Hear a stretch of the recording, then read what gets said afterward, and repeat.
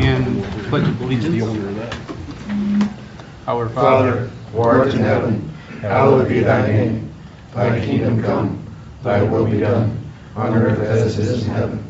Give us this day our daily bread, and forgive us our trespasses, as we forgive those who trespass against us. And lead us not into temptation, but deliver us from evil. For thine is the kingdom, the power, and the glory, forever and ever. Amen. Allegiance to the flag of the United States of America, and to the republic for which it stands, one nation, under God, indivisible, with liberty and justice for all. Hey, welcome everyone. Hey, thank you. Thanks for being here. Start with item C, swearing in a new patrolman, Daniel Salette, is that right? Saletti. All right, you want to come on up?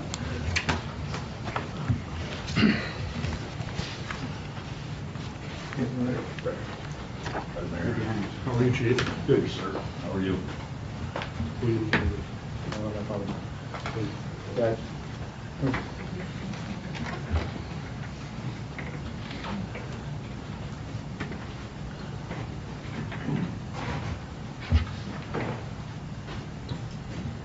Want to move this right? I'll let you do that. We'll swear him in first, if that's all right with you. Okay. You ready? You ready? Yep. Okay. Raise your hand and repeat after me. I state your name.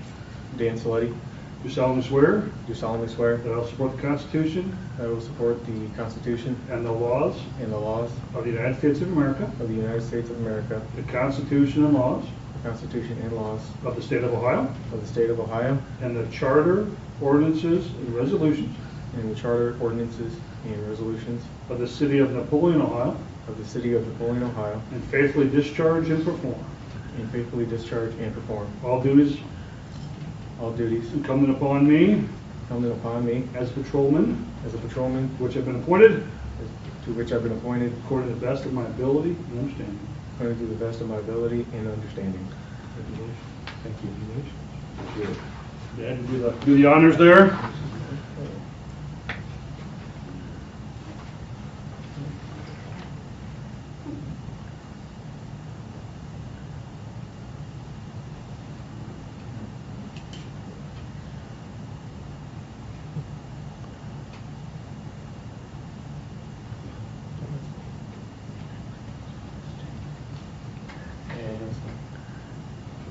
Yeah.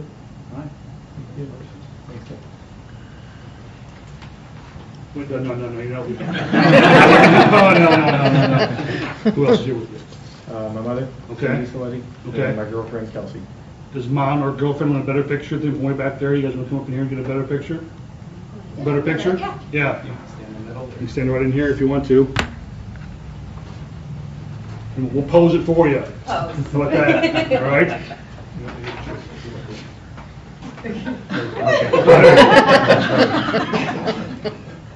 Love it. You good? Yeah, I got it. Okay. Thanks. Very good. Mom, Dad, all right? Okay. You're doing something unusual. Yes, sir. When people call for help, common sense says to run away. You're running towards them. Okay? You're joining a good force. They know what they're doing. Keep your chin up and your head down and be just fine. Okay? And do what you're told. Yep. I want to do lots of things when I'm mayor. Everybody up here wants to do lots of things. There's one thing we don't want to do. Is do a last call to someone who's stupid. Okay? Bad guys are dumb. We'll get them. Mm-hmm. The guy from Oakwood that did the bank robbery, we got him, right? And the state of Florida, we got him. Mm-hmm. We'll get him. Okay? We don't want to replace you. Yes, sir. All right? Yep. Thank you, I appreciate it. Let's come here, give that signature real quick. You can tell us a little about yourself.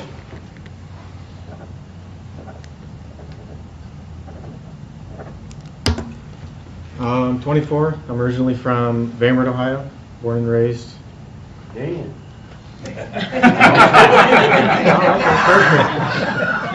Yeah, went to Van Wert High School, then I went to Owens Community College for 2 years, transferred to Toledo for 2 years, got my OPATA certification at Owens as well. I worked for White House Police Department for 3 months, and then I joined this great department here. Okay. I'm excited. Need one more signature from you right there. Yes, sir.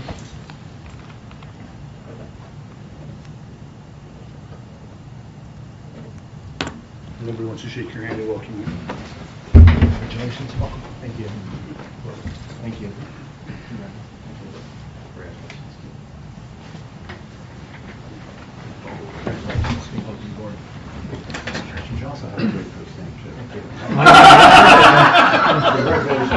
Dan and Dan, Van Wert.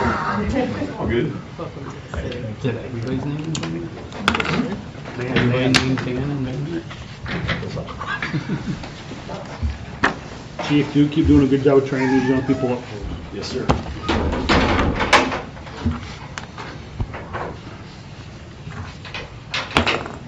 Don't lock it too much, because you get the Legion, Chief, I gotta get the Legion up here next, so, sorry.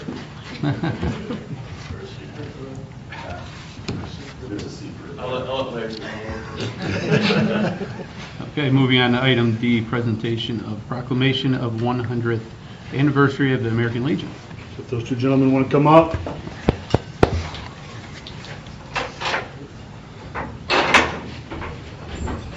Thank you.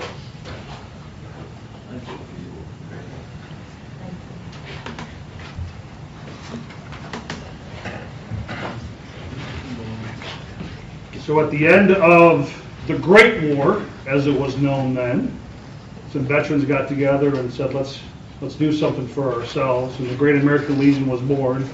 On this day, September the 16th, 100 years ago, I think in Paris, France, right? Some officers got together and did it. And in 1961, the Burt G. Taylor Post right here in Napoleon was found. No, well, it wasn't founded then, it was founded in 1919, but that's when we started with the new building. Okay, I apologize. Thank you very much. Okay. And Burt was a casualty of World War I, right? Yep. He passed away in World War. Originally from Molina? area, right? I think if you go and you look at the, there's a little veterans monument there in Melinda. The name Burt G. Taylor is actually on that. But for a long time, the Legion, our Legion, the Burt G. Taylor Post 300 Legion, has done more things, I think, than any of us realize. You know, they do a lot of stuff. 4th of July, obviously they lead the parade with the Tomato Parade. You do all the feedings for the seniors on Senior Citizen Day at the fair. Boys Day, Girls Day, Americanism. A great place to have an event at the Legion, a little smaller at the Annex. It's a great way to continue to serve. And that's the beauty of the Legion. You can talk and not explain what a first sergeant is. You just get it. We all know. We all had that first day of basic training. So we appreciate all you've done for us. So we have a proclamation. So if you'll bear with. Whereas the American Legion has been a staunch advocate for veterans and their families since 1919, and whereas the American Legion was founded on the 4 pillars of care for veterans, a strong national defense, Americanism, and children and youth, and whereas the American Legion has played a leading role in initiatives and breakthroughs and affected the lives of Americans in every community, from the U.S. Flag Code to the GI Bill, and whereas the Burt G. Taylor Post 300 has fulfilled the Legion's mission since 1919 through programs such as Boys State, Legion Baseball, Americanism scholarships, military funerals, and by being a pillar of the community. And whereas the American Legion is celebrating its centennial in 2018 and carrying through 2019. Now therefore I, Jason Miles, the Mayor of the City of Napoleon, hereby proudly proclaim September 16, 2019 as the American Legion Centennial Day. So from all of us to all of you.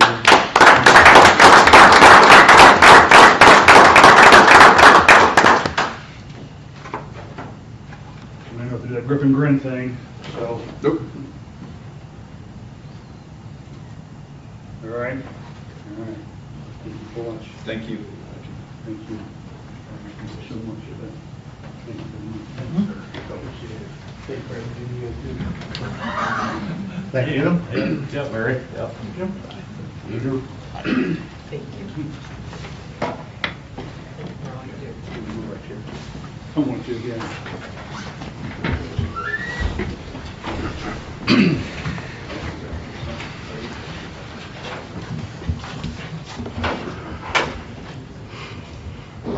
Moving on to item E, approval of minutes.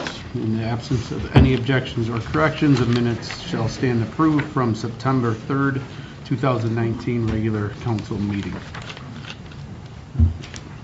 Hearing none, they stand approved. Item F, citizen communication. If there's anyone out in the audience that would like to speak to council on any subject that is not on the agenda, please step forward at this time. Hearing none. We move on to item G, reports from council committees. G1, Electric Committee met on September 9th, 2019 and approved the PSCAF for September 2019 and also recommended council approve entering into a pole attachment agreement with Okolona Telephone Company, DBA BrightNet. And G2, Water and Sewer Refuse Recycling and Litter Committee met on September 9th as well. Was updated on the wastewater treatment plant Phase 1 improvement project, and we were updated on the long-term control plan from the EPA. Thank you, Jeff. And item G3 is Municipal Properties, Building, Land Use, and Economic Development Committee met on September 9th as well. Lori? Well, thank you, Council President. We recommended to Council the 20% match of $11,938 and be a part of the 5311 ODOT grant to acquire 14 passenger bus with Henry County Transportation Network for the city of Napoleon, and reviewed construction projects being considered for year 2020. Thank you. And the Park and Rec Committee was canceled due to lack of agenda items. Moving on to item I, introduction of new ordinances and resolutions. Ordinance number 060-19. An ordinance adopting a revised comprehensive plan with thoroughfare plan provisions in and for the city of Napoleon, Ohio. Can I have a motion? So moved. Second. Thank you. Joel? Thank you, Council President. As the Planning Commission approved and reviewed, and the rest of Council did as well, it was in your packets. The master plan, which has taken about a year to put together, is now finished and requesting first read on this item. Okay. Have any other questions or comments? Hearing none, Rox, please call the roll. Joe? Yes. Jeff Dunn? Yes. Ken? Yes. Lori? Yes. Jeff C? Yes. Dan? Yes. All right. Thank you. That will move on to second read in 2 weeks. Okay, moving on to item I2, ordinance number 061-19, an ordinance amending chapter 301, definitions, and enacting chapter 343, operation of low-speed vehicles, under-speed vehicles, utility vehicles, or mini trucks relative to the traffic code and declaring an emergency. Do we have a motion? So moved. Second. Joel? Thank you, Council President. Again, as discussed 2 times in the committee and a couple of times at City Council meetings, we brought up the new state law in 2017 that allows for cities to adopt ordinances allowing slow-moving vehicles, including golf carts and utility-type vehicles, as long as they meet a inspection from the sheriff's office and or other law enforcement agency, and they get registered by the BMV. And after several discussions, it was discussed and determined that to put forward legislation to allow those vehicles with the restriction that, well, by state law, they can only ride on streets that are 35 miles per hour speed limits or less. And specifically to this ordinance that's not in state law, This ordinance would include a requirement for seatbelts, and then also restricting Scott Street north of LaGrange. Other than that, those are the items that were discussed and moved to full council. I will want to add one comment, though, that I guess I see it from the city manager's perspective, that we see a lot of different alternative types of transportation now. It's not just golf carts and utility vehicles, but council just passed an ordinance recently for from the Walter Drain revisions to the codified ordinances that added a bunch of provisions for electric bikes. Recently I received a text from one of the council member, and I spoke with the chief about it. And Chief, I believe you had saw this vehicle out and about also, but it's a one-passenger covered with a windshield golf cart type of vehicle. I mean, I don't know how you categorize this or classify it, but we're seeing different modes of transportation. I do think that this ordinance at least allows us to adapt to accommodating and identifying with some of these newer forms of transportation. So I just wanted to make that comment that it's different modes of transportation. It's not like it used to be. So it's just, but I think it's a good framework to get us adapting, get us to adapt to these changes. Thank you. Appreciate that. I'd like to talk on this issue. Sure. I'm getting a lot of flack from citizens. Not good. I'm thinking we don't need to be in the golf cart business. In thinking of that, I don't want to be held liable for an accident. And it's going to probably come down the way the laws are today. They're going to hold us liable. Would I be assuming right, Billy? I would disagree, likely, but I'd have to do some more research before I give you a final answer on that one. Okay. But if they did, they can come, the citizens can come after you personally.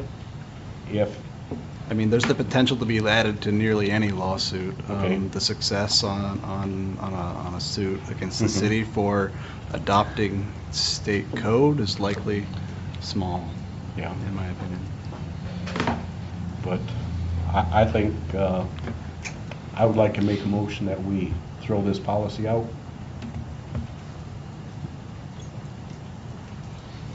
But it's up to you guys, but I'm voting no. Do we have a second?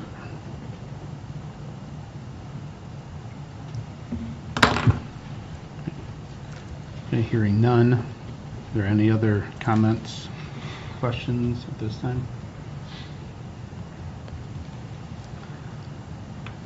I'll just state what I had mentioned in the last meeting when we discussed this a little bit. My opinion is similar to what we talked about when we went to the Nora district, and there's a lot of people that were really concerned that there's going to be a lot of issues with groups of people, or a lot of people walking down the street at noon or 1 o'clock in the afternoon and just drinking, and a lot of trash, a lot of garbage, and we haven't seen any of that whatsoever. I kind of feel the same thing with the golf carts. How many people are actually going to go through the process of getting them up to the code that they need to be, getting a license plate for it, everything else. I really don't see that I don't believe that there's going to be that many out there to kind of get in the way. Unfortunately, accidents can happen. We have mopeds, we have people on bicycles, we have different forms of transportation out there now that are slower than a regular vehicle and a lot smaller.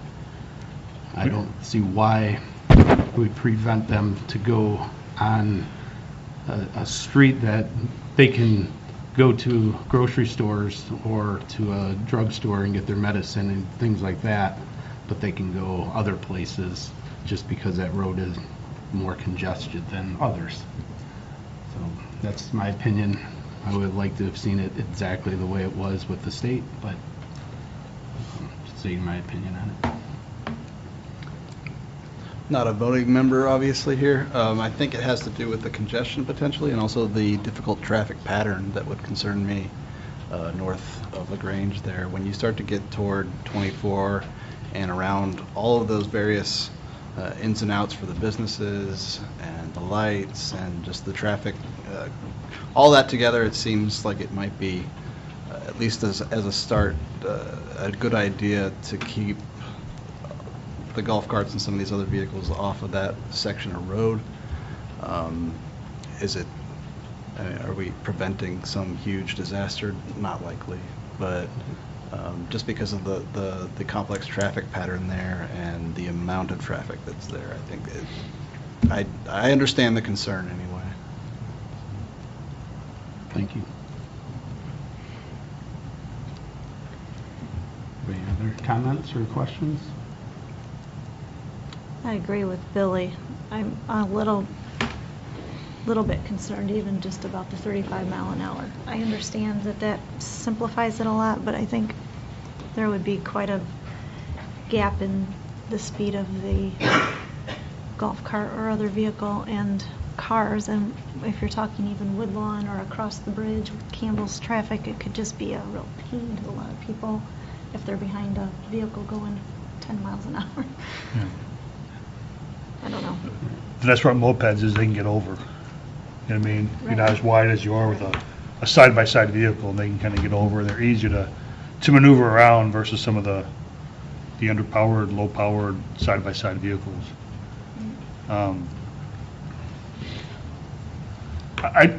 Sitting where my office is, you can watch traffic come underneath the 6 and 24 bypass, and a lot of those vehicles are working hard to make sure they get down to the 35 mile an hour. I hate to see somebody pull out of Wood Drive and get plowed because trucks are looking for cars, not necessarily for golf carts. And we see how this goes, and we add it later. We'll add it later. The traffic may change if we get the proposed roundabout comes in on the north side. That may change traffic there a lot, but for right now, this seems like a pretty good compromise, and we'll just see how it goes. But I agree with you. I'm not sure the people we're going to have starting with this, to go through all the steps and to put seat belts and these kinds of things and lights. And I think as you look forward, you see more and more, electric vehicles and these kinds of things coming. So those in this fall in this category. Some do and some don't. Yeah. An additional point, just to interrupt again, is the closer you get to 24, the closer you get to non-local traffic. Right. A lot of the people in and around Napoleon will understand that golf carts are something to watch out for. When you get close to 24 and in some of these parts of town, you've got people who have never been to Napoleon, Ohio, and may never come back. They're passing through. They see a sign that says, "Here, I can go, for a little bit of fast food on my way to wherever I'm going." So it eliminates, at least that section of road eliminates some of the potential for non-local traffic not understanding the local rules and unintentionally hurting somebody. Thank you. Are we overlooking something? Do that golf cart or vehicle have to have insurance since it's a motor vehicle? So, to be on the road, you have to have some financial responsibility documents. They're going to have to insure that vehicle as any other.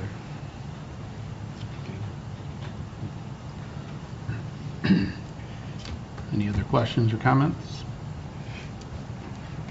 I will add for myself that even though it's not 100% the way I would like to see it, rethinking it, it's not a reason for me to say no just because I didn't get everything I wanted.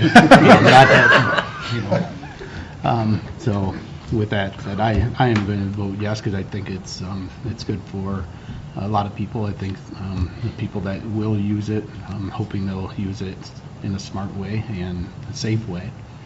And I don't want to be the person that says, well, didn't have it that way, so no, we can do it. I think Councilman Bear gave wise opinion last time and said, make sure this goes through 3 reads, and I completely agree with that. So there's more time. We're not done yet, but this is where we are today. Okay, Rox, please call the roll. Joe? Yes. Jeff Bell? Yes. Ken? Yes. Lori? Yes. Jeff C? Nope. Dan? Yes. All right, moving on to item I3 is ordinance number 062-19, an ordinance enacting section 505.17, feeding of stray dogs and cats, and declaring an emergency. Can I have a motion? So moved. Second. Okay. Joel? Okay, thank you, Council President.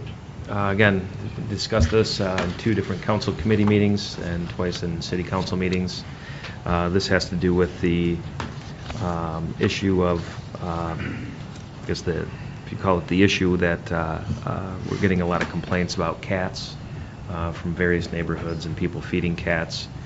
And as we discussed this, I think there was a little confusion about, the prohibition, and that this ordinance doesn't prohibit the feeding of cats. It just says that if you're feeding a cat, you have to claim it as your pet. So that's the difference. And as we've researched and gone through all of the discussions, this was kind of what was settled on as the it seems heavy-handed that we're adopting an ordinance that has penalties in it, but it's really a softer approach to helping have a little bit more control over how the cat population grows in Napoleon. And right now you heard from the Humane Society too at the Safety and Human Resources Committee meeting that they're dealing with this problem as well.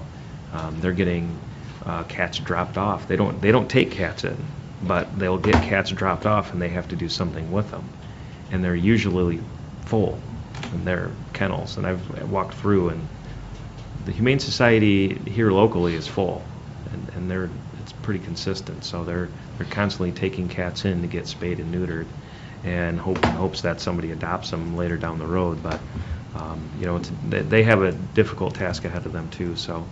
But I just wanted to make sure I pointed that out, that this doesn't prohibit the feeding of cats. It says that somebody that's feeding cats has to claim it as their pet. Well, that's all I have to say about this issue, unless anybody has questions. I'd like to say something too. I don't think we need to be in the cat business. We've got better things to do with our funding than worry about kitty cats. I'm getting grief from all kinds of people saying, I'm going to feed it no matter what you guys say. You can take me to court or do what? I said, that's not in my hands. I'm just here to serve you people. So all I'm doing is telling you, citizens are saying they're gonna feed these cats no matter what, if there's an ordinance or not. What were their names? And this is some of my own relation. Sure. That's telling me this. So. Yeah, go ahead. Mr. President? One of the difficulties is, like you said, Joel, I mean, our Humane Society, a lot of people think you can just take them to the Humane Society. Well, there's no room out there. And we can't take them over to Defiance County because I've had people tell me they won't take them. So, I mean, I think it's a huge problem as far as where you would take the cats. We do have, as I had mentioned in the committee meeting, I think we have a lot of people, I will agree if one thing Jeff said, we have a lot of people against this proposal. Well, we have people for the proposal, too. It's a very divided issue at this point. But I am not sure what the actual solution is going to be. But this is a problem that I guess I don't think is going to go away no matter what we do. That's my only comment at this point. That's pretty accurate. Yep. That's, yeah, no. We can prohibit the feeding of stray dogs and cats. We can throw a bunch of funding at it.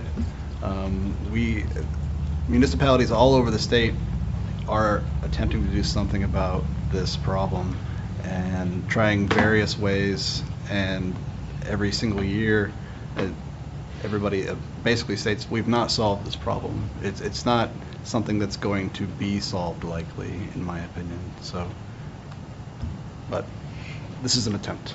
So.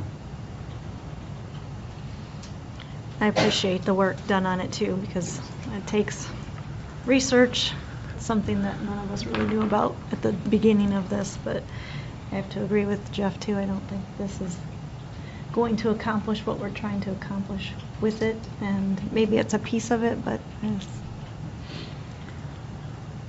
not that I'm advocating feeding cats, because I'm certainly not. I'm definitely advocating spay and neuter, but I don't think that outlawing feeding is going to equal spay and neuter for the cats, which would solve the problem. I think. Thank you. I agree with all the comments I've heard so far from Lori and Jeff and Dan, and never thought cats would be the most talked about issue, you know. I've had more complaints and more, both pro and con, you know, on the issue, so, and I'm kind of leaning their way, and I think the police department has better things to do than to chase people that are feeding cats, so we'll see how the vote goes. And the last thing I want to do is spend dollars on trap, neuter, release programs or return programs, whatever you call, and then have, you know, Chief Mack or Chief O'Brien say, hey, we need this equipment, and say, can't afford it because we've been trap, neuter, releasing cats for the last 5 or 6 years. Sorry. I know you like that. I know you need a patrol car, but there's a tabby cat out there that we had to trap, neuter, release. That's really hard for me to say that. And you're right, I've gotten more comments on this, on cats, from people inside and outside the community than lots of other issues.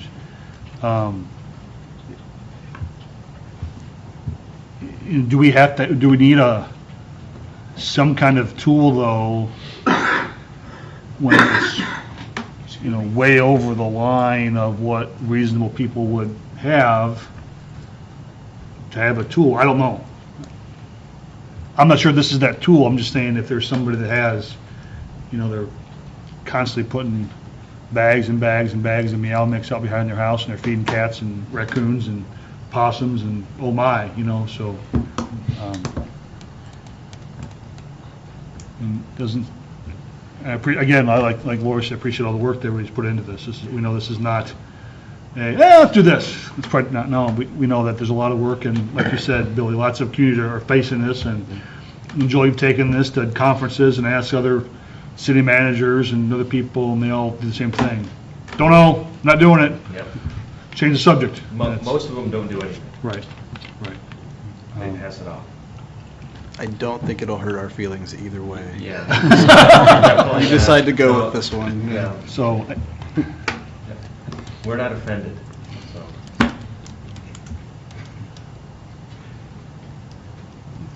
But I like what you say about the food. If people would take the money that they're spending on the food and donate it to the Humane Society. Yeah. They could be a lot more helpful. Right. Right. Well, my opinion also would be if you care about the animal so much that you're willing to put food out for them, what about all the other things that animal needs? We've always had pets in my family, and we do a lot more than just feed the animal. Taking to the vet and making sure it has the medicines it needs. You know, what kind of fleas or ticks does this poor animal have, or something that it needs some kind of additional care. Food is just one aspect of its life, and it's nice to do that, but who's doing the other? And apparently no one.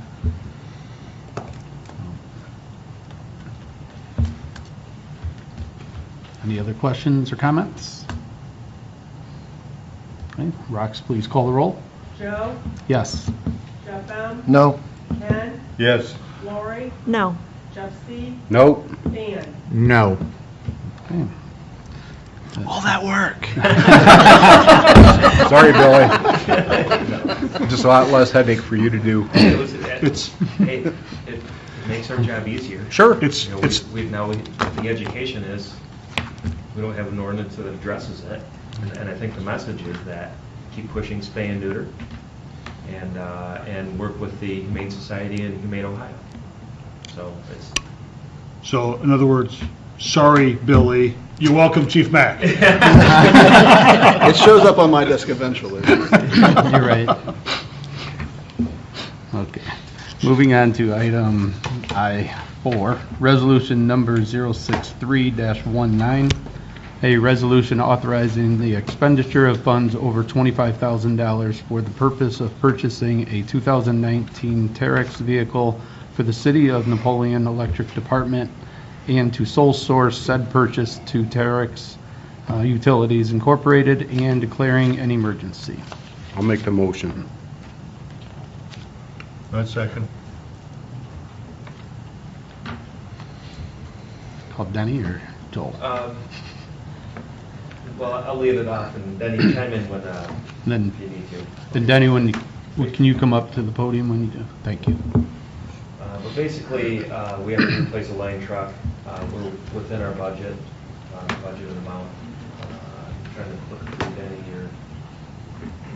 This is the newer version that gives the explanation of why we have to sole source this, but the doesn't have the dollar. Oh, it does have the budgeted amount of $300,000.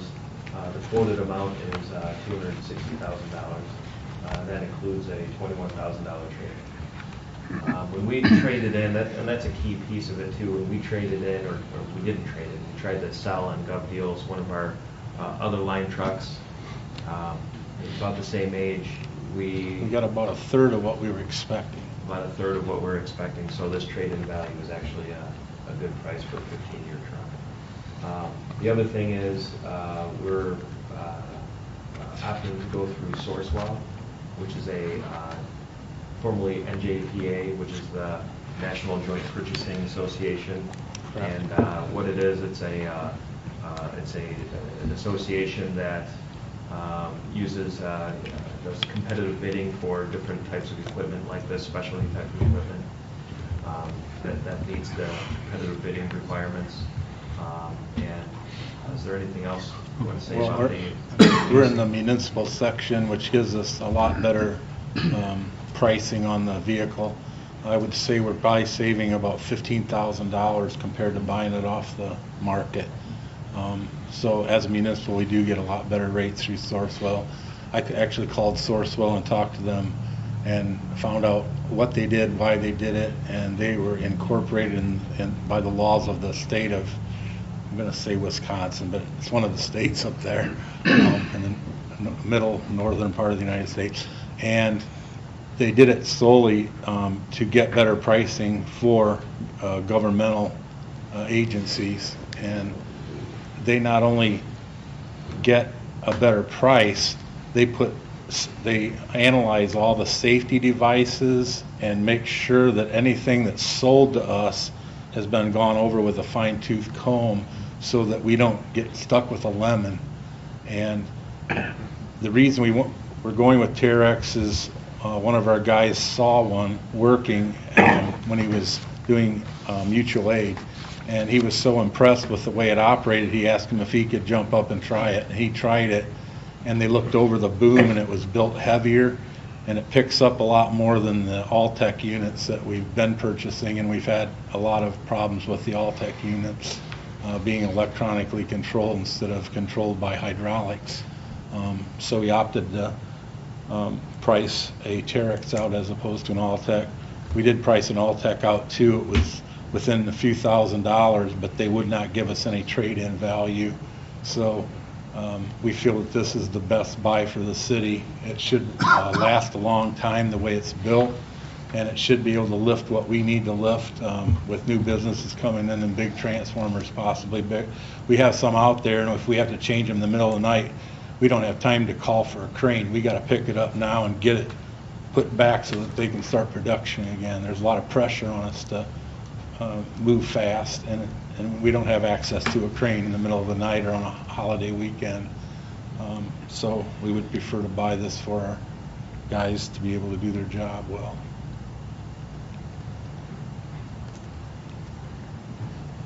Thank you, Denny. Appreciate that.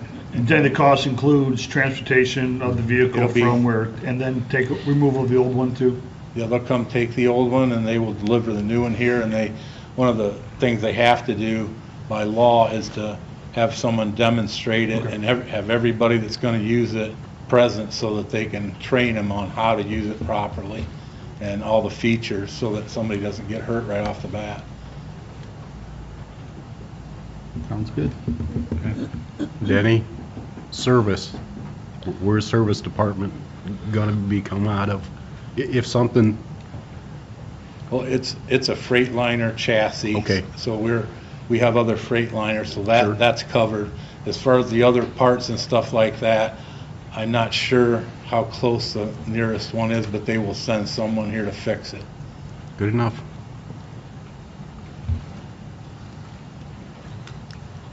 Any other questions or comments? Hearing none, Rox, please call the roll. Joe? Yes. Jeff Bell? Yes. Ken? Yes. Lori? Yes. Jeff C? Yes. Dan? Yes. Thanks, Denny. Okay, moving on to item I5, resolution number 064-19, a resolution authorizing a community reinvestment area CRA agreement between the City of Napoleon, Ohio and American Road Holdings LLC, DBA Paul Martin and Sons, with Napoleon CRA number 7, and declaring an emergency. Could I have a motion? So moved. Second. Okay, thank you. Joel? Thank you, Council President. As discussed at the last meeting, the CIC has negotiated terms of a community reinvestment area agreement between American Road Holdings and the City of Napoleon. And also, I just wanted to point out that the Liberty Center School District approved, since this property is in their district, approved of this agreement already. This is similar terms and conditions to previous recent CRA agreements that were approved. It's 100% tax abatement for 10 years with a 25% pilot. And this is the property that is right next to where the Love's travel stop is planning to locate. So it's right off of American Road on the south side.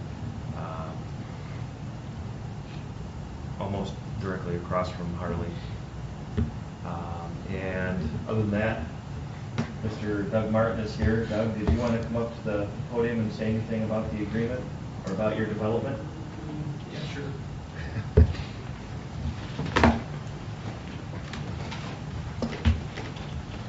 My name is Doug Martin with Paul Martin and Sons. We've been functioning somewhat inefficiently or very inefficiently in our current location in Gerald, so we're looking forward to moving into the city of Napoleon, and all of this is just a part of allowing us to do it more financially feasible.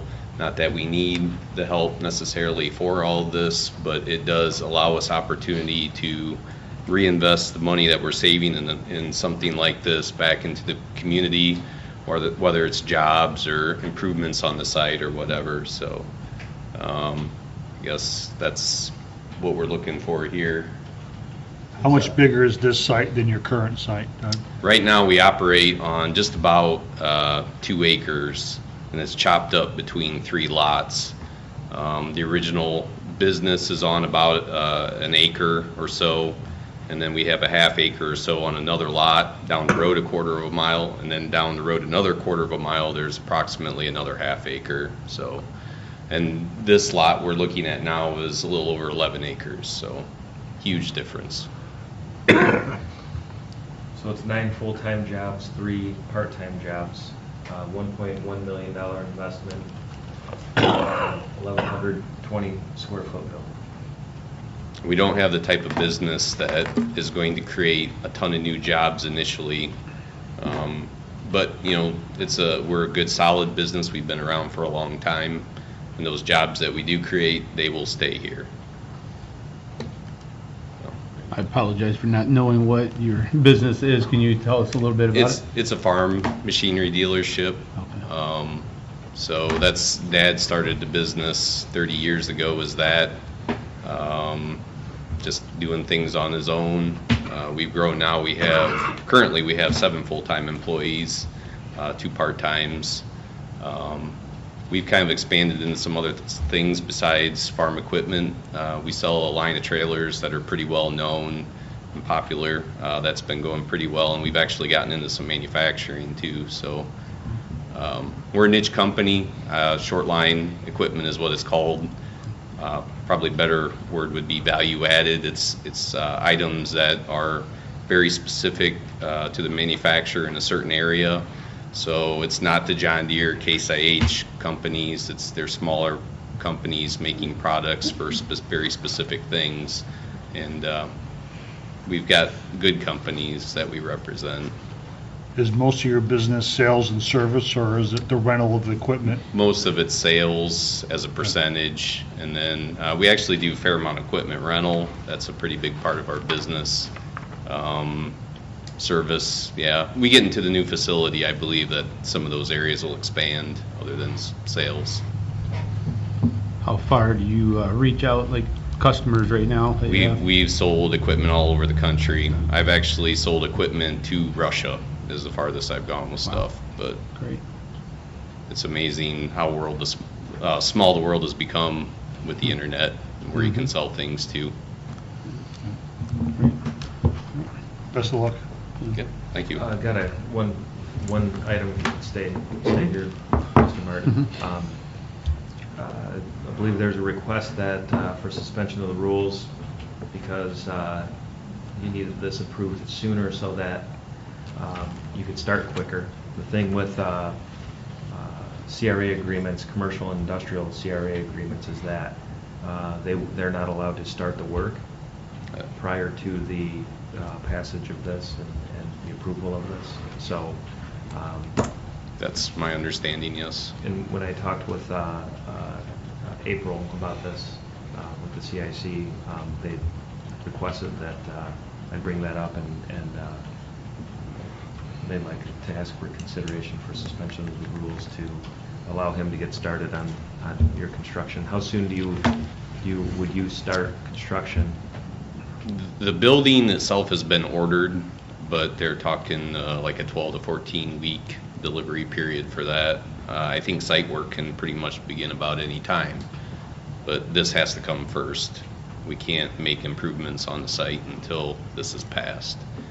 And so it's getting kind of later in the year. The later we get in the year, the more expensive building becomes. This has been overdue now for 5 years at least. And so the sooner we can get things going now, the better, now that the wheels are actually turning on it. Well, I don't normally do this, but I would make a motion for suspension. I'll second. Rox, please call the roll on suspension. Joe? Yes. Jeff M? Yes. Ken? Yes. Lori? Yes. Jeffy? Yes. Dana? Yes. Thank you, everyone. Thank you. Any other questions or comments? Okay, Rox, please call the roll on the resolution. Joe? Yes. Jeff M? Yes. Ken? Yes. Lori? Yes. Jeffy? Yes. Dan? Yes. Okay, it is passed on second read under suspension. Oh, I'm sorry, first read. Thank you. Monday Night Football, I'm trying to... I'll get you, I understand. You don't need to worry till the second half. Okay, moving on to item I6. is ordinance number 065-19, an ordinance allowing the transfer of appropriations from the personal line item to the other line items and from the other line items to the personal line item, items in any fund up to $25,000 between the quarterly budget adjustments by the city finance director pursuant to ORC section 5705.40 for the fiscal year ending December 31st, 2019 on an as-needed basis and declaring an emergency. Do you have a motion? So moved. Second. Okay. Joel? Thank you, Council President. After talking with Kelly about this, the concern was that when we make certain transfers, they sometimes can put the fund balances, whatever fund it is, each fund line item. If you have something that's $1,700 and you go over $10, it's $1,710. Well, you still have to make the payment, and then you got to make the adjustment at the quarterly budget adjustments. That's kind of in the process, and that would cause that one account code to go into the negative. So, to prevent any account codes from going into the negative, this would allow the finance director and city manager to make those transfers, and then on the back end, what we would do, or what Kelly would do, is give a notification to city council, and then be able to approve it during the quarterly budget adjustments. So it's more of a cleanup item, better safe than sorry, and just to keep accounts from going into the negative. And if we're ever to get a random audit, it would keep us from getting flagged in any way. So I don't know, Chris, do you want to add anything to that? It would also not hold up any payment on any item that would put the account in the red, and we would not pay it because it would put it in the red. So, and that would delay the process, because the quarterly budget adjustments are a process, and those payments could not be made until that process was completed. So it would expedite payment a lot faster. And she's also requesting suspension. Okay. So the way we've done this in the past, we would just let an account go into negative, because we knew at the quarterly adjustment that we would obviously make the adjustment to take care of that. And the concern now is we don't want it account ever going into negative, and this will clean that up. Just want to make sure I understand it correctly. That's correct. Okay, thank Correct you. statement. The next ordinance is sort of tied in with that then, isn't it? Correct. This one's for transfers. The next one is for supplementals. Okay. They would work the same way. Okay, thank you.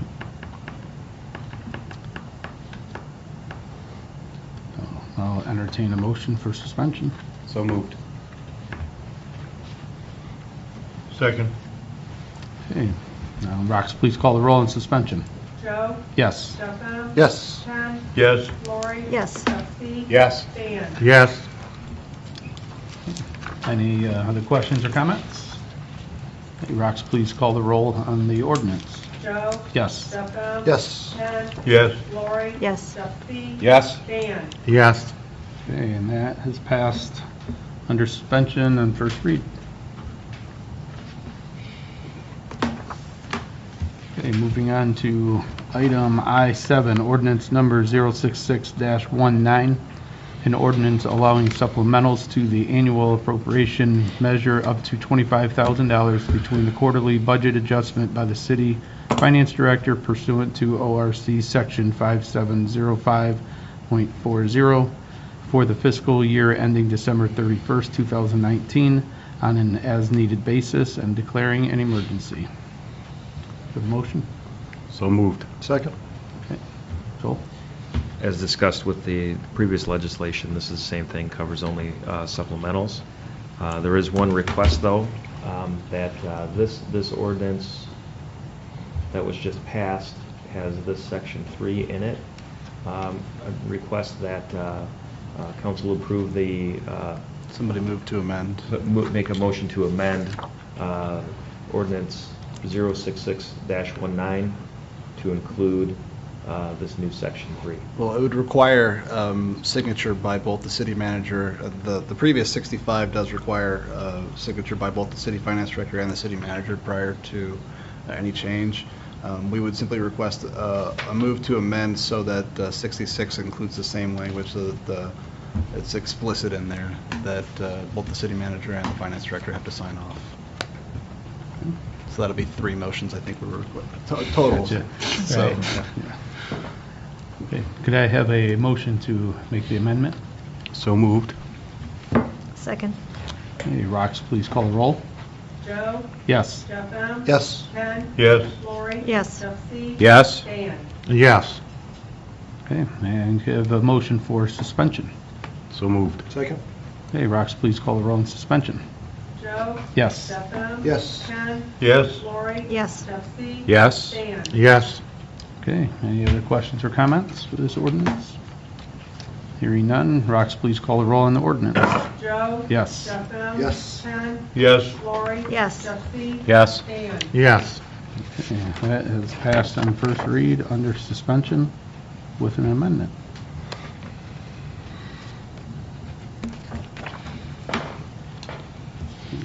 Okay, moving on to item I-8, resolution number 067-19, a resolution accepting the amounts and rates as determined by the Budget Commission and authorizing the necessary tax levies and certifying them to the county auditor for the 2019 tax duplicates payable in 2020 and declaring an emergency. Do you have a motion? So moved. Second. Chris? Yes, this is something that we do annually. This certifies the tax levies over to the county, and it's due October 1st, so we're asking for suspension on this as well. Motions for suspension. Second? Excuse me. Okay, Rox, please call the roll. Joe? Yes. Jeff Bem? Yes. Ken? Yes. Lori? Yes. Jeff C? Yes. Dan? Yes.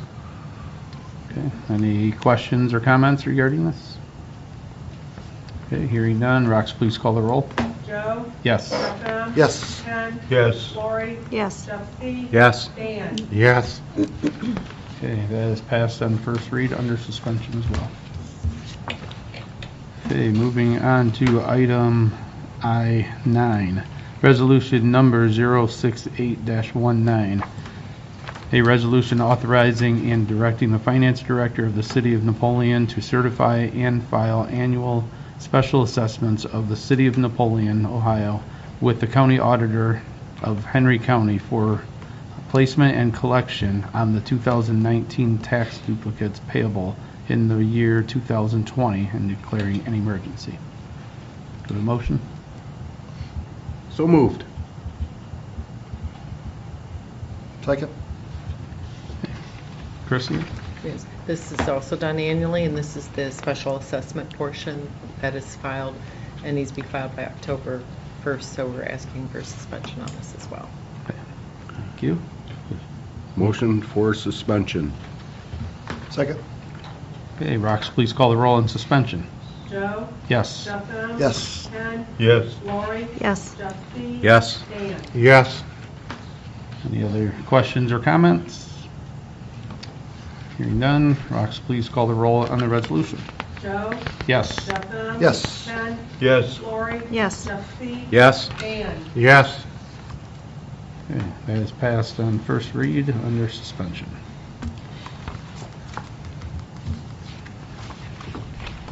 Okay, moving on to second reads of ordinances and resolution.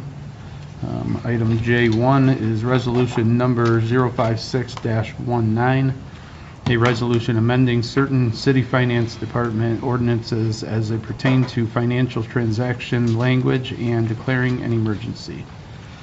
You have a motion? So moved. Second. Thank you.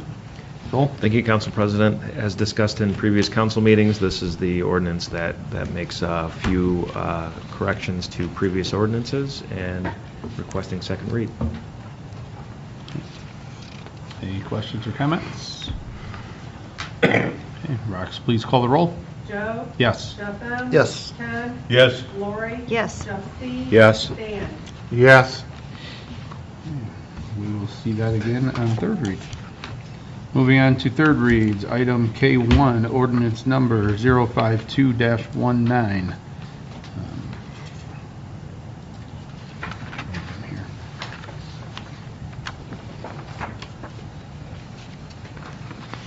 An ordinance supplementing the annual appropriation measure, supplement number 5 for the year 2019 and declaring an emergency.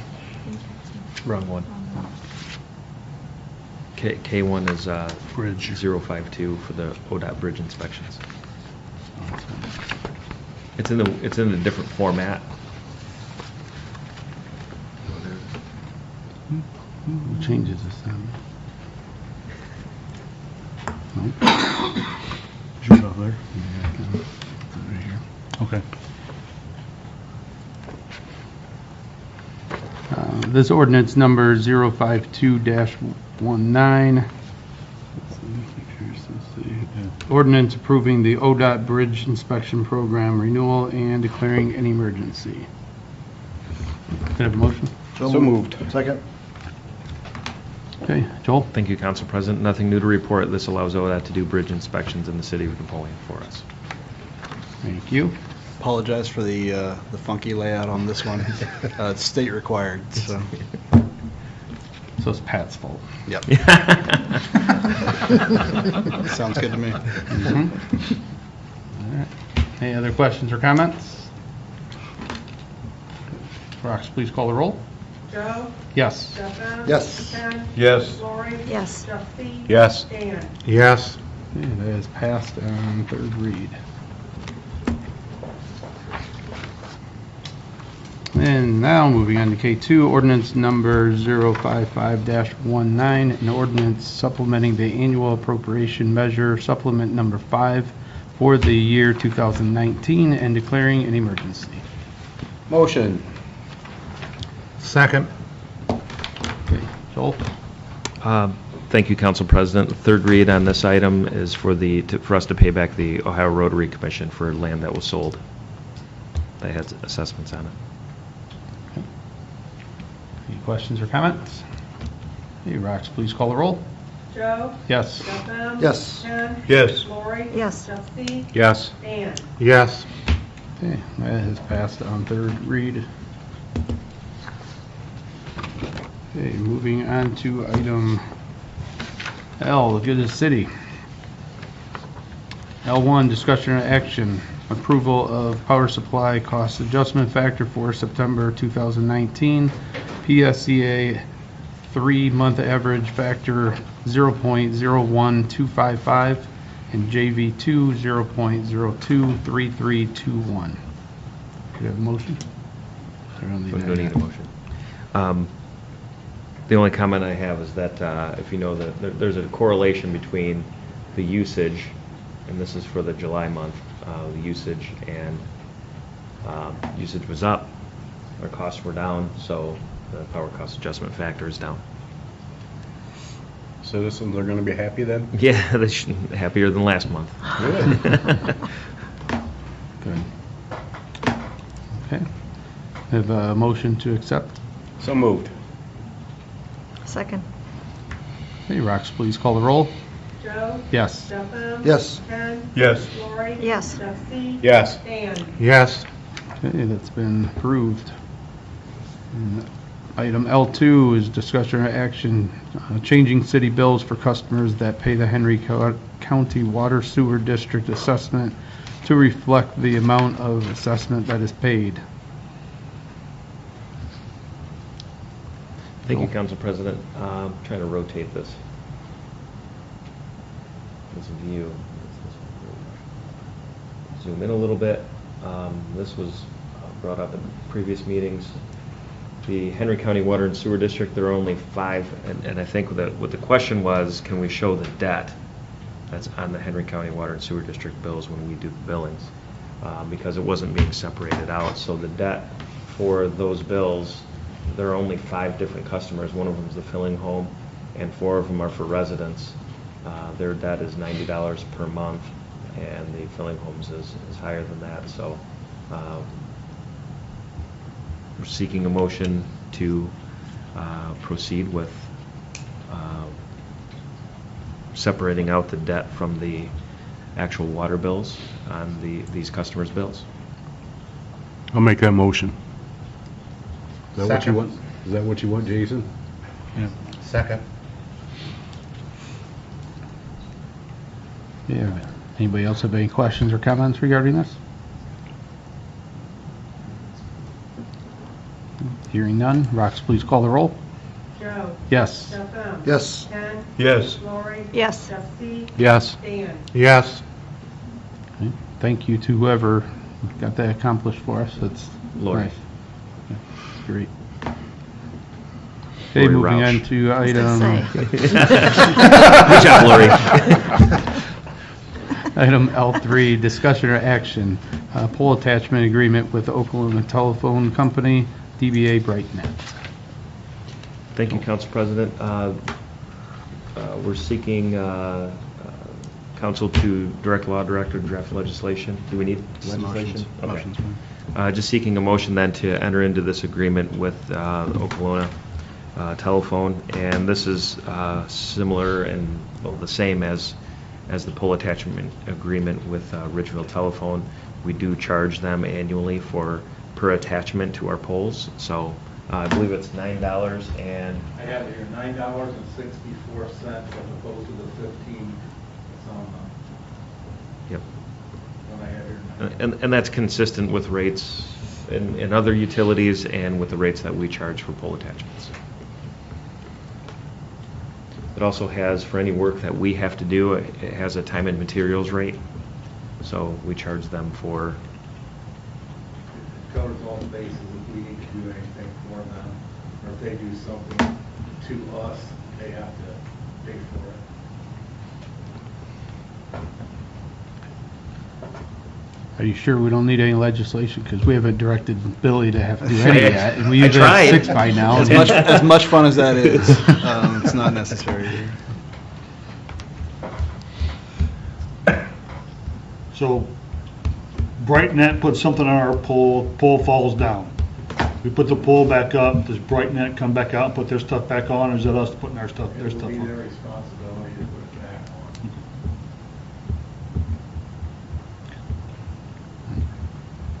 We'll be busy putting ours back on. What's that? We'll be busy putting ours. Understand, I'm just trying to, as I just go through this, okay, so.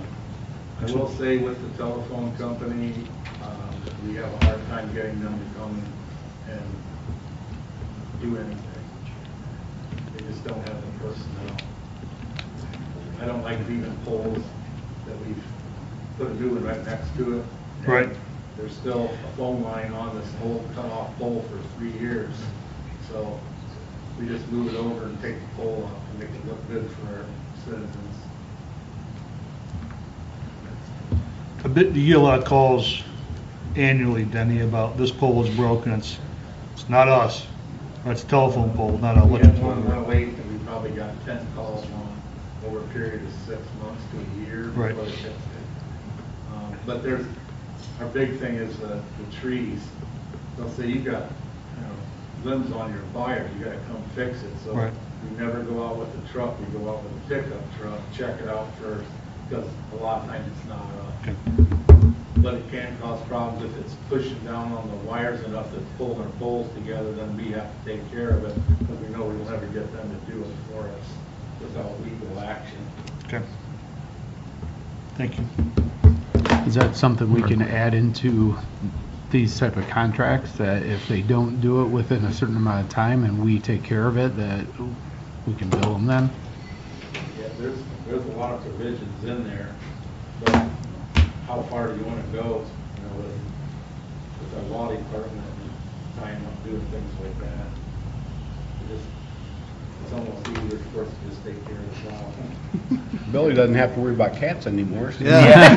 I got some time freed up now. I was trying to think how to say that, John. Oh. How do I say that?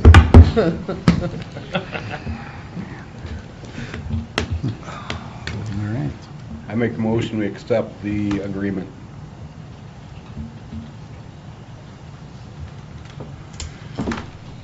Second.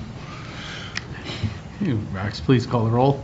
Joe? Yes. Jeff Bell? Yes. Ken? Yes. Lori? Yes. Jeff C? Yes. Dan? Yes.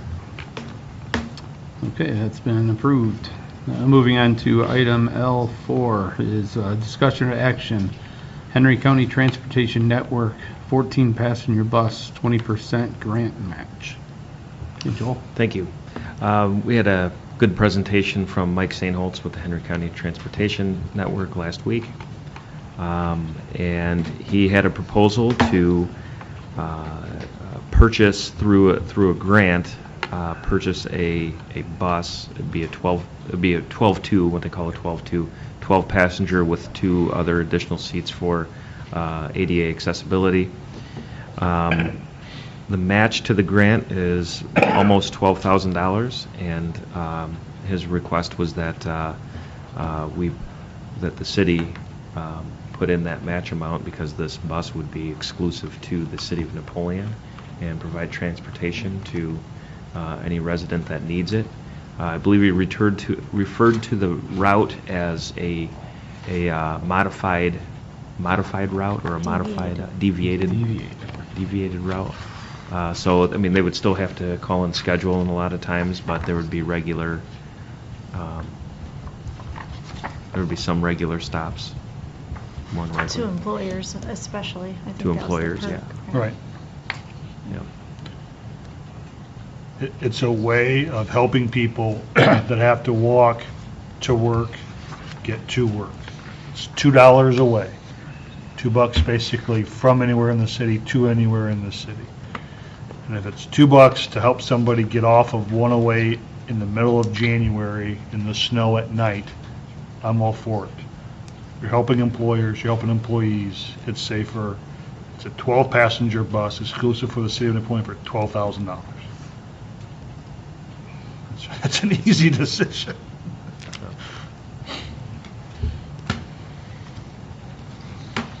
I guess what we're looking for, we're not looking for any action right now because I was proposing to put it in the 2020 budget. Right. That's fine with Mike Sainholtz to do it that way.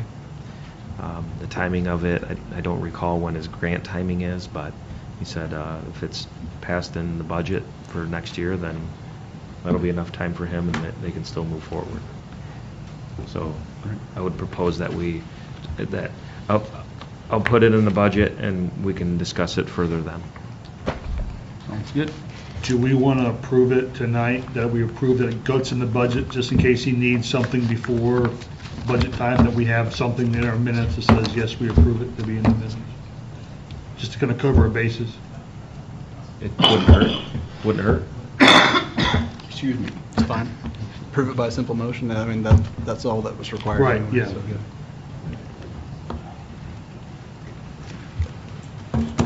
I'll make a motion to approve it. I'm going to be Second. doing that all day. Hey, Rox, please call the roll. Joe? Yes. Jeff Bell? Yes. Ken? Yes. Lori? Yes. Jeff C? Yes. Dan? Yes. Okay, that's been approved. Okay, moving on to item L5. Acceptance of grant for Oakwood Avenue improvement. Thank you. I think we talked about this last time, but just to kind of give you a little more detail. If you recall, we talked about applying for the small cities grants for Scott Street, and the concept was to wait for Scott Street for a different round and sometime later until after the second river bridge was built. And it was suggested that we go with, we take a look at Oakwood because the need is there. I think everybody would agree with that. But so we applied for the grant. We were awarded $2 million. It's an estimated $4 million project. So we're just seeking a motion to accept the $2 million.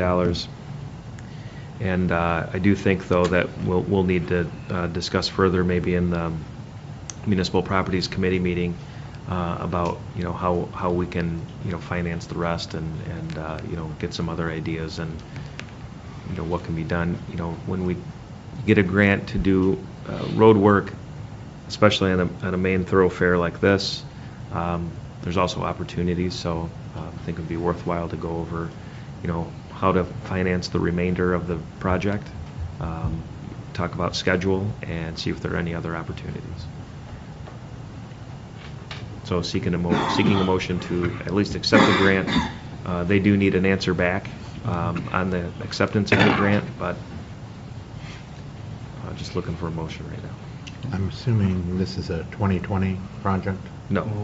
Design would start in Implementation probably 2020. 2021 then. Maybe 2022. Okay, Yeah. okay. These usually take there's a longer setup time for these types of grants. Okay. And this is the entire section of Oakwood there, or? So Oakwood, from Perry to where the commissioner's office is at, you'll see where the new pavement starts. It would be up to that point. You answered my question? Yep. Okay.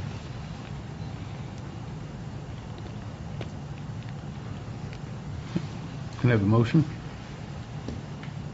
So So moved. moved. Second. Okay, Rox, please call the roll. Joe? Yes. Jeff M? Yes. Ken? Yes. Lori? Yes. Jeffy? Yes. Dan? Yes.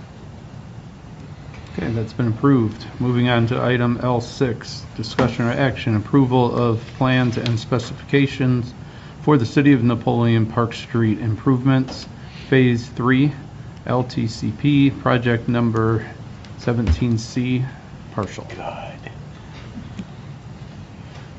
Did we want to pass that, or like maybe to 2024? Is that what you said, Jeff? No. Oh, okay. 25. No.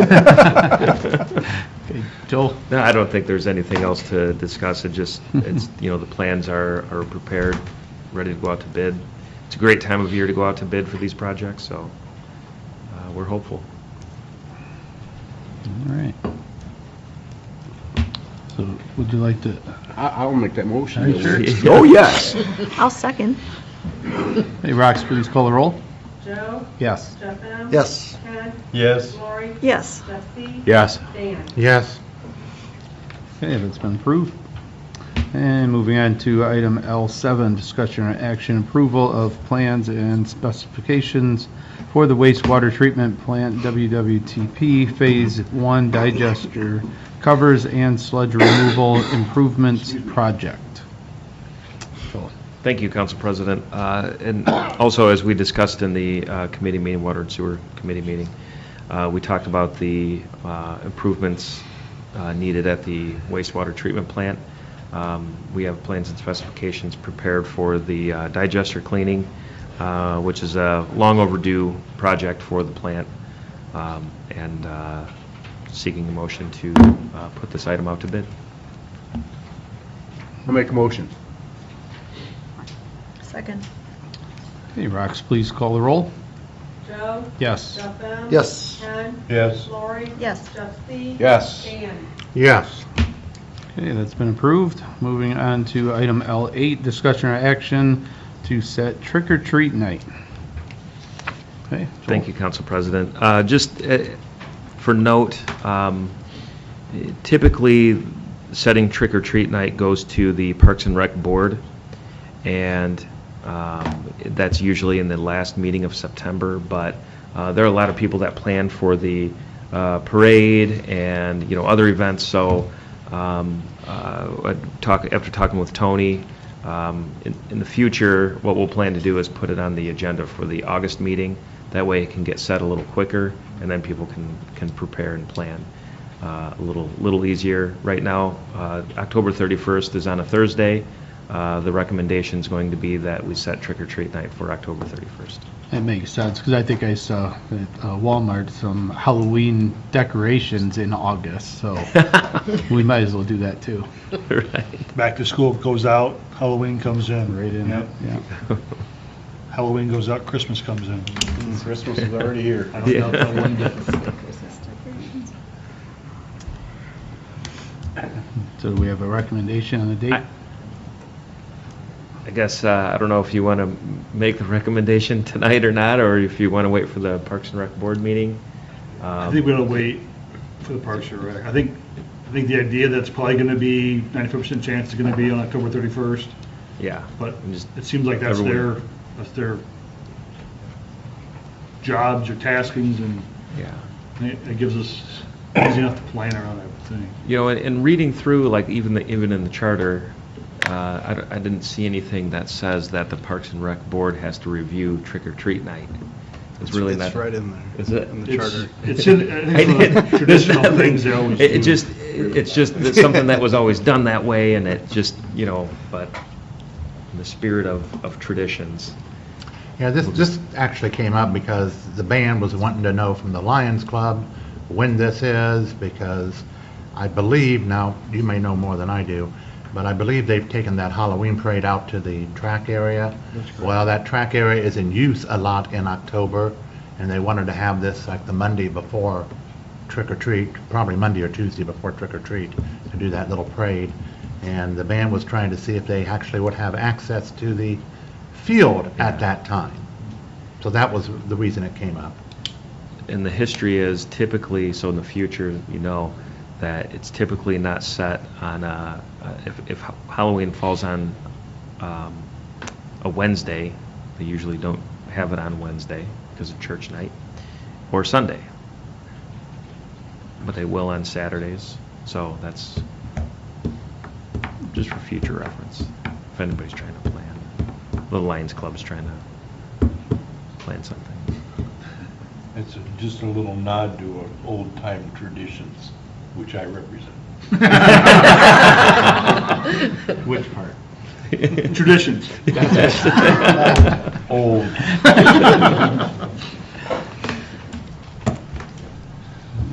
So no action taken there? No action. So I move on to item L9, discussion or action, healthcare costs for 2020. We'll refer that to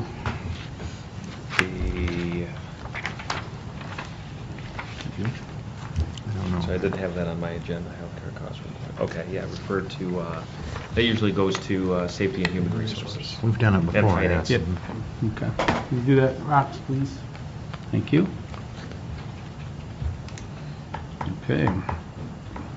Well, if I didn't say it earlier, welcome, Chris, to joining our meeting. Thank you.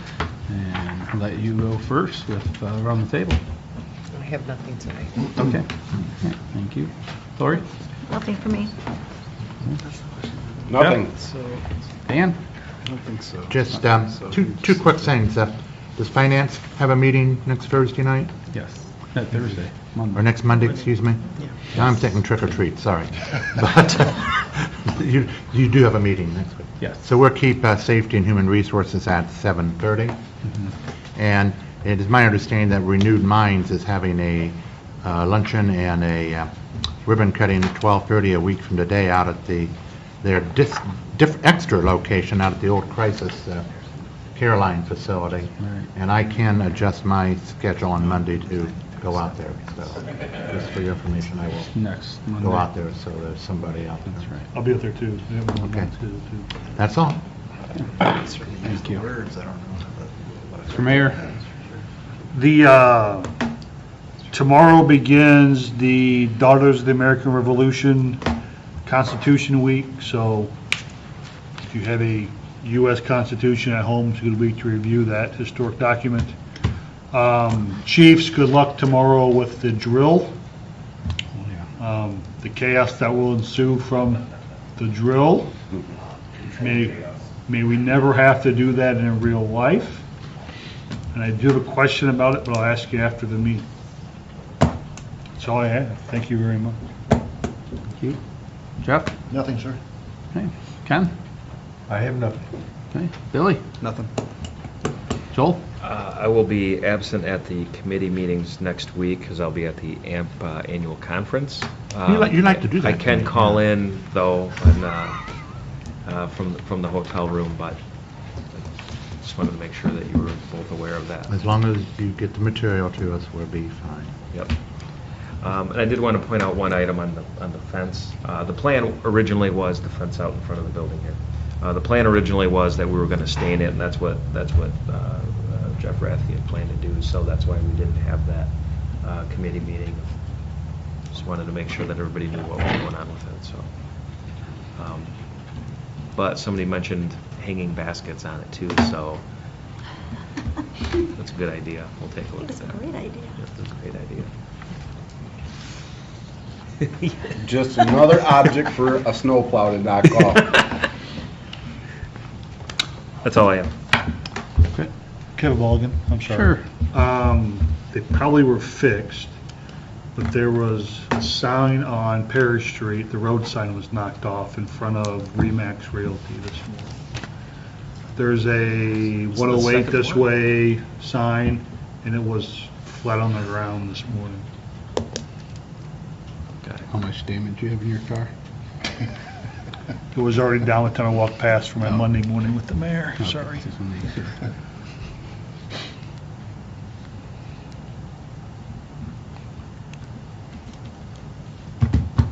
That's the second one.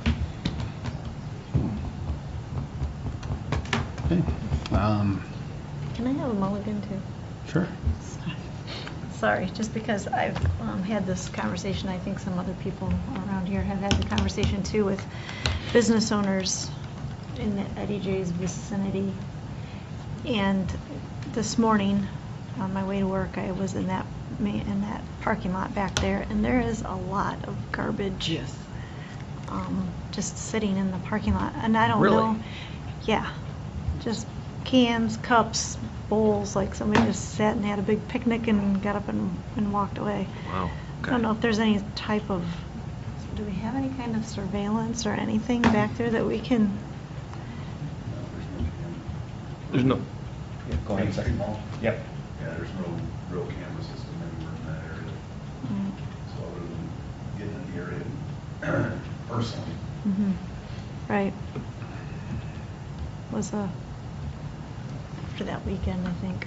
I'm not typically out there at that time, but there were a lot of people, and I can see how that would be a nuisance if every Monday morning you Right. got all that garbage back there. From weekend, you mean from weekends?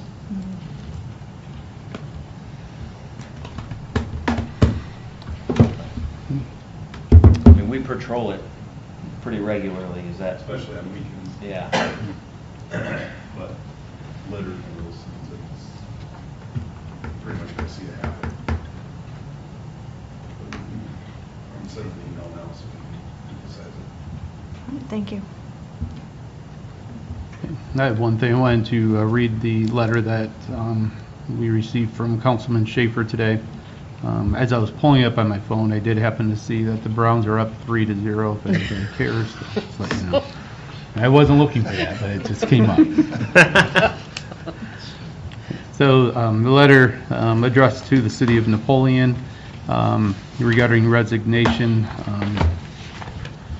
was addressed to Council President, Council members, Mr. Mayor, and appointed authorities. After much consideration, I have decided to resign my seat on Napoleon City Council effective October 31st, 2019. My daily schedule between my full-time job and university, or at the university, my teaching responsibilities, and trying to finish up my doctoral program is so hectic that I feel I can no longer be an effective leader and give 110% effort to the city. I am a firm believer that if one cannot give full focus to a position, especially one as important as a city councilman, then it is time to allow someone else who can take the position. I took office in January 1994 and have enjoyed working with all of you as well as past mayors and city council members. I truly believe that this city is in a much better place than when I took office. My greatest achievement on the council, in my opinion, has been to play a part in creating the absolutely fantastic group that we have in the city manager, the law director, and the finance director. The city is in great hands. One of the other compliments that I take a lot of pleasure in having had part of is saving our police and fire dispatchers. Our safety services are amazing and are top priority for our citizens. In my opinion, the greatest challenge lying ahead for this council is to tackle and conquer the anti-Napoleon sentiment that the county commissioners and the Henry County Water and Sewer Board have propagated. I hope that the benefit of the citizens of Henry County and the city of Napoleon that this can be accomplished. During my last election, I ran as an independent. Under this charter, my seat will be selected by members of council rather than by a party nomination. If you would like my opinion on possible candidates, I will be happy to assist. I will not be able to be at the meeting tonight. I have a commitment that popped up this morning and that he needs to attend to. I have put blocks in the calendar, so I will be able to attend meetings in October. And last comment is please stay in touch, and I promise not to become a permanent fixture in the back row of city council chambers. Once I have finished my education, I will come to council meetings so you can address me as Dr. Schaefer. Thank you for understanding and support, Councilman Travis Schaefer. If I can briefly read something that probably everybody already knows from the charter. Article 2, Section 208, the relevant part here states that if the person is to be replaced, if the person to be replaced ran as an independent or third-party candidate at the time of his or her election or appointment, the replacement shall be selected by council. So he is correct. Okay. So if you don't do that in 30 days, then the mayor gets to pick. So Now, is it from Don't the let that date happen. that he gave the resignation or the date that? To the effective date. To the effective date, so we have So, 30 days from. 30 days from, I think, did he list October October 31st? Okay. Right.